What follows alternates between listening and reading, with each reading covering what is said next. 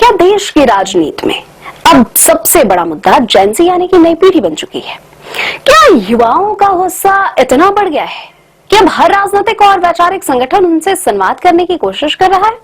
और सबसे बड़ा सवाल, क्या यह संवाद सही समय पर हो रहा है? वो बहुत देर से। इन्हीं सवालों के बीच राष्ट्रीय स्वयंसेवक संघ यानी आरएसएस के सर संघचालक मोहन भागवत के जेन ज़ी संवाद को लेकर centre for justice and peace यानी सीजेपी के राष्ट्रीय संयोजक अभिजीत दिपके ने तीखा हमला बोला है। दरअसल मोहन भागवत ने हाल ही में कहा कि आज की जेन ज़ी और जेन अल्फा की पीढ़ी अपनी बात खुलकर रखती है। विरोध भी संवाद का एक तरीका है और युवाओं की शिकायतें जायज हैं। उन्होंने यहां तक कह दिया कि नई पीढ़ी उनकी पीढ़ी से कहीं ज्यादा ईमानदार है। लेकिन सीजेपी के अभिजीत दिपके का कहना है कि यह पल बहुत देर से आई है। उन्होंने सीधा सवाल दागा, अगर युवाओं की इतनी ही चिंता थी तो 20 जुलाई को मोहन भागवत कहां थे, जब जंतर मंतर पर प्रदर्शन कर रहे युवाओं पर लाठियां चलाई गई थी? दिपके ने आरोप लगाया कि उस समय संघ प्रमुख को प्रदर्शन कर रहे युवाओं के बीच जाना चाहिए था और उनकी बात सुननी चाहिए थी। यही नहीं, अभिजीत दिपके ने सरकार और संस्थाओं पर भी कई सवाल उठाए। उन्होंने कहा कि शिक्षा को कारोबार नहीं बल्कि मौलिक अधिकार बनाया जाना चाहिए। चुनाव आयोग की कार्य प्रणाली पर सवाल उठाते हुए उन्होंने कहा कि लोकतंत्र में मतदाता तय करने का तरीका पारदर्शी होना चाहिए।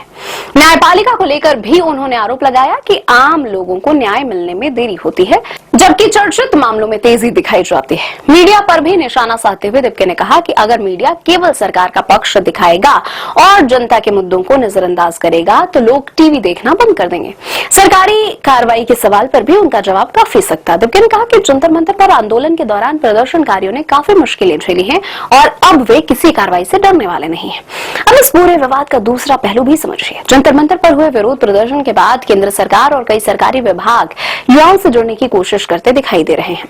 पिछले कुछ दिनों में कई मंत्रालयों ने सोशल मीडिया पर युवाओं को ध्यान में रखकर छोटे छोटे वीडियो और रील्स पोस्ट करना शुरू किया है। विदेश मंत्रालय ने भी आधिकारिक तौर पर स्नैपचैट से जुड़ने का फैसला किया है। यानी साफ है कि देश की नई पीढ़ी अब सिर्फ वोटर नहीं बल्कि राजनीतिक विमर्श का सबसे बड़ा केंद्र बनती जा रही है।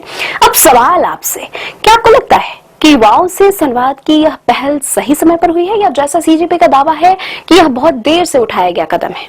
कमेंट करके अपनी राय जरूर बताएं। वीडियो पसंद है तो लाइक करें, शेयर करें और चैनल को सब्सक्राइब करें।